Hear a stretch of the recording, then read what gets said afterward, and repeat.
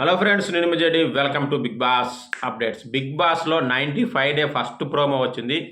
చాలా చాలా ఇంట్రెస్టింగ్గా ఉంది. లక్ ఏంటంటే చాలా తొందరగా వచ్చింది ప్రోమో. ఎస్, కాకపోతే మనోళ్ళు చాలామంది పుష్ప మానియా నుంచి ఇంకా బయటికి రాలేదు, అందుకని అప్డేట్స్ కూడా లేట్ అవుతున్నాయి ఈరోజు.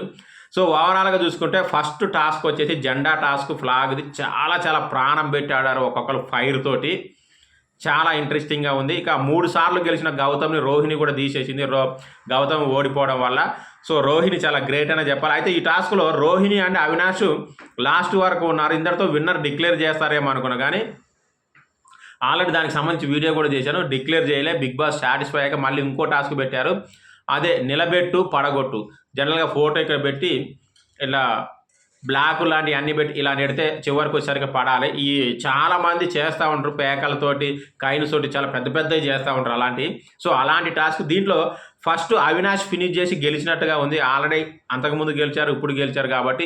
ఇక ప్రేరణకి అండ్ నబీల్కి మధ్యన వారు మళ్ళీ ఈరోజు కూడా ఉంది. కాకపోతే నబీల్ది ఎందుకో నాకు కొంచెం ఆర్టిఫిషియల్గా అనిపిస్తుంది.